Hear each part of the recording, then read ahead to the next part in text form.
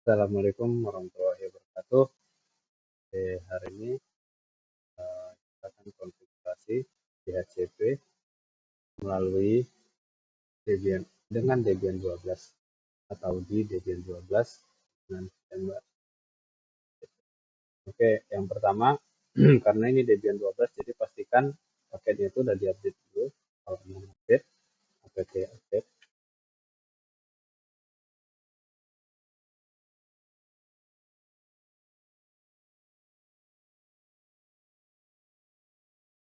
Oke.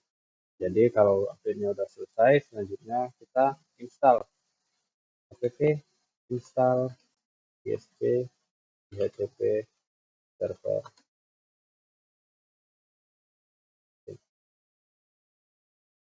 Sambil menunggu saya jelaskan sedikit. DHCP itu Dynamic Host Configuration Protocol.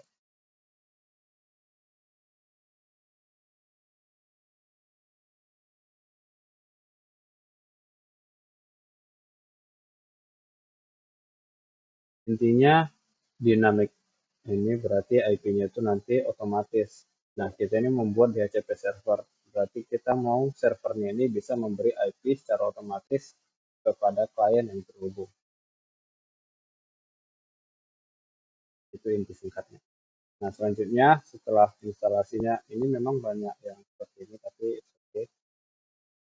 Masuk konfigurasi vim etc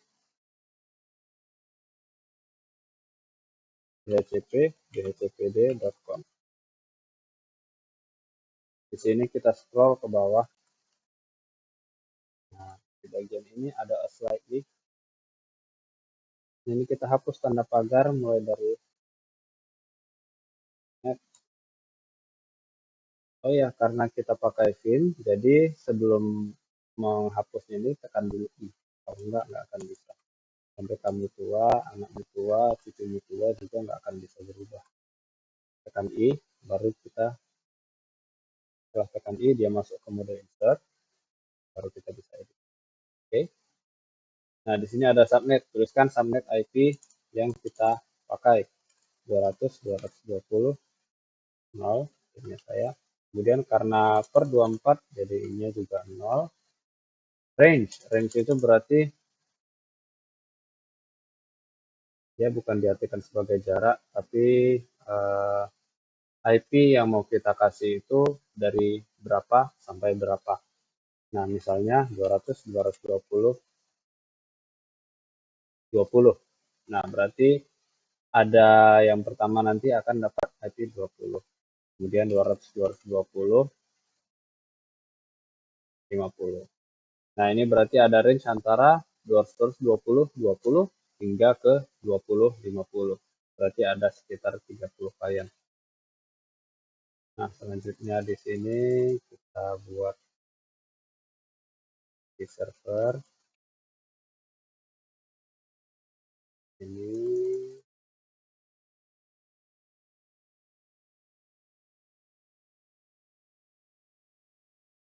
yang ditanda kutip hanya sebagai domain doang untuk tampilkan, jadi nggak harus perlu gitu.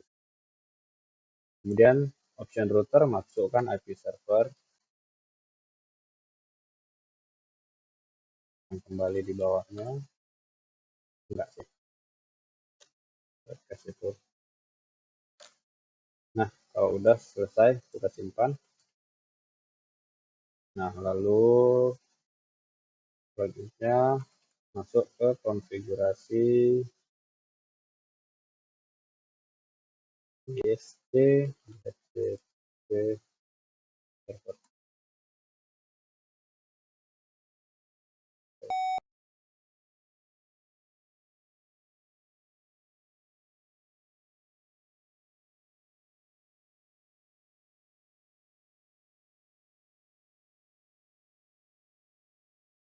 Iya, tadi ada defaultnya. Nah, di sini yang perlu kita buat adalah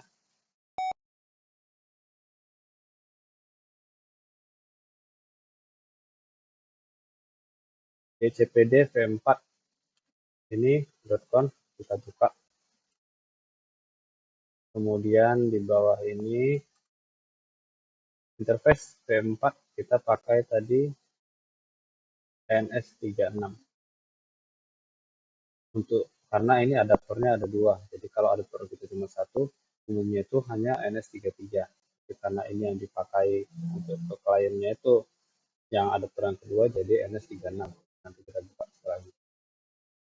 Oke, ini selanjutnya kita simpan, kita chat. Nah, kita buka ya.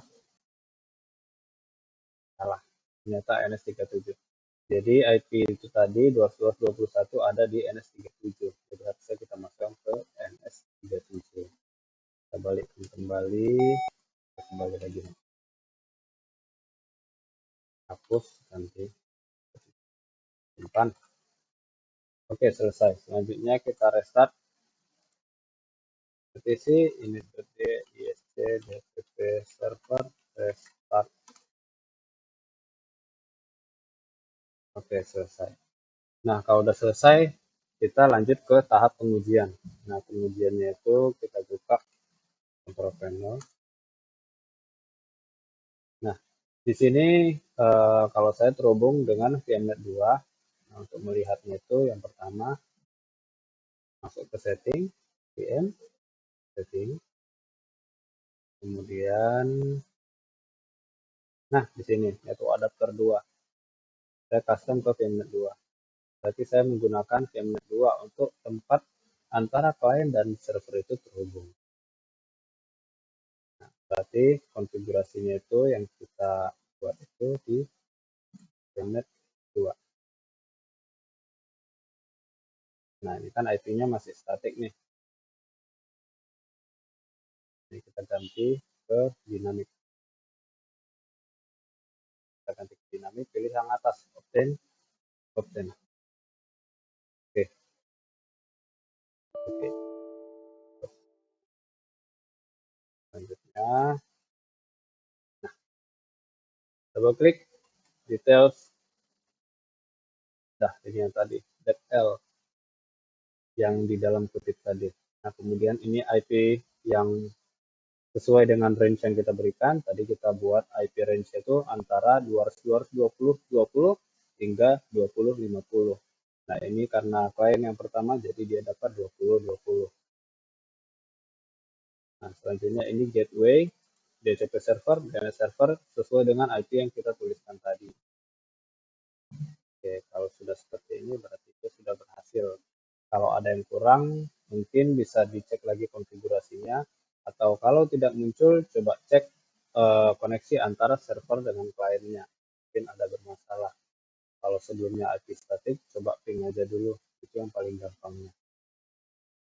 Nah, kalau udah berhasil, berarti harusnya tampilannya akan seperti ini. Oke, nggak terlalu sulit kan. Selamat mencoba, semoga bermanfaat. Sekian video tutorial hari ini. Saya sudahi. Assalamualaikum warahmatullahi wabarakatuh.